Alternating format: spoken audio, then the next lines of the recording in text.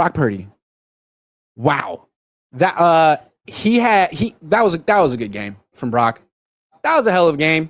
Now, Baker was really good. It was a hell of a game from both quarterbacks, two elite competitors. Not elite quarterbacks. Elite competitor. Brock Purdy struggled early in the game. He was inaccurate. He was a little scattershot. He was missing high. But he's not Sam Darnold, who was freaking awful today. I think he threw 3 picks in a win. No, Brock Purdy is a competitor. And even when he struggles in the first half, which he did, he found a way to throw for 350 plus yards, 2 touchdowns, and no picks. He's never had a game in his career with 350 plus yards and no picks. In his career, he's mostly been a guy who's been efficient but not prolific. And if he does have to throw a lot, he's probably going to throw picks. He didn't have any close calls today.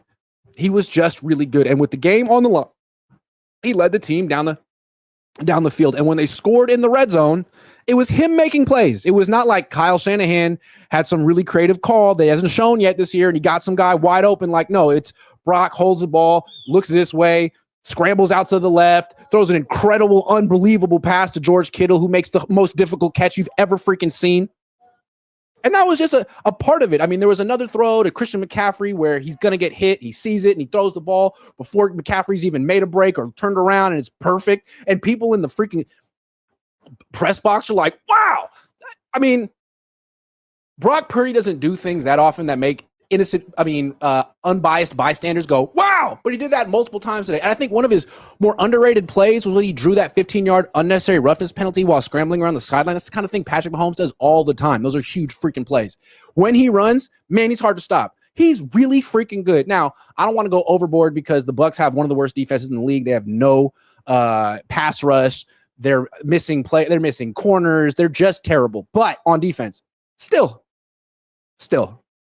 Brock Purdy, no special teams, essentially no running game. Kyle Shanahan wouldn't let Jordan Mason play, which was strange. And Brock Purdy had his best game.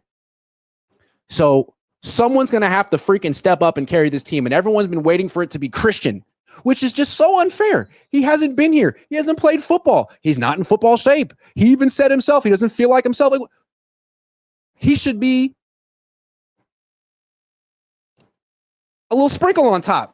That was the sprinkle motion. He should be just a little icing on the top.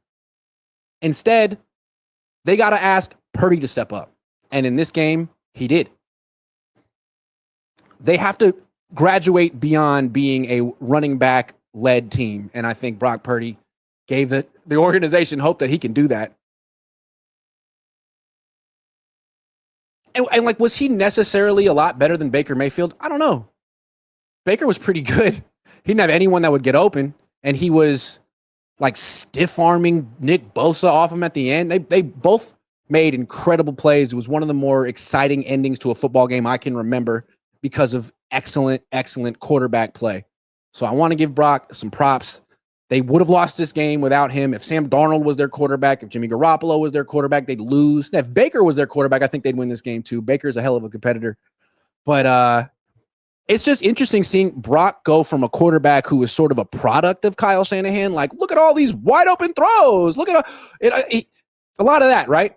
And now it's like, ooh, Brock made that play on his own. Ooh, Brock was the reason they scored in the red zone. Kyle isn't really doing him any favors, but Brock found a way to overcome it. That's evolution. And if you're talking about, is he worth $65 million a year? I mean, of course the answer is no, because no quarterback is worth that. But like, is he worth $45 million a year? If he plays like this the rest of the year, then hell yeah. Hell yeah. Should the Niners QB sneak more often? Why not? First down, 2nd and 5. No one would see it coming. Herbie Holland, I don't blame Debo for the Niners special teams. I don't blame Debo. The Niners special teams sucks. Jake Moody sucks. Fire Shanahan now. Yeah, I mean, we all know that. But did it help for Debo to go and start a fight with the kicker while the game's going on? Is that what helped Jake Moody make the final kick? Or was it Tabor Pepper sticking up for him? And is it possible that Tabor Pepper was like, hey, Debo, Moody's not locked in. Why don't you talk crap to him on the sideline? Then I'll step in and I'll get his back and then we can fight, but it's all staged like wrestling so that Moody feels good. Isn't that how LifeWorks, I bet you that was staged. And when I say I bet you, I don't. Dave Barclay says Lyle is awful. CMC at how many snaps we suck. That was a haiku. Santos Camacho III says, I take it Moody and Pepper ain't going to get invited to Cabo this offseason. No, they can't afford that. Dave Barclay says, perfect example of Lyle effed after his 20 plays. Effed. Mr. Cut 4 says, Debo absolutely bush league. With holdouts and arrogance, hard to love the team. Kittle, on the other hand, is an example of a fighter and the right attitude. I can't disagree with none of that. Kyler V says, Kyle, use all your freaking running backs and bring back Carlson. Dave Barkley says, Lyle is not a head coach, said before, but damn. Herbie Holland says, Grant, anyway, the Niners can give Jawan Jennings a contract. He is the best receiver on the team. Shout out to Jennings. Okay, I love Jennings, but in all seriousness, like, no, he's not worth $30 million a year. No wide receiver is worth $30 million a year. Maybe Jerry Rice in his prime. Easy Tino says, I hate the way Moody's face looks in his helmet. That's just a low blow. John Gonzalez says, Debo needs to shut up and produce and leave the talking to studs like Kittle and Warner. Dave Barclay, trade Lyle before locker room is gone. He's trash. Dave Barclay, if he was smart, many running backs in the backfield often. Dave Barclay, why drop Bosa in coverage? Did he? Damn. ASKDFJKLSDF says, it doesn't make sense why Kyle doesn't play Mason. Did you watch the team the last 2 years? Like, this is Kyle's thing.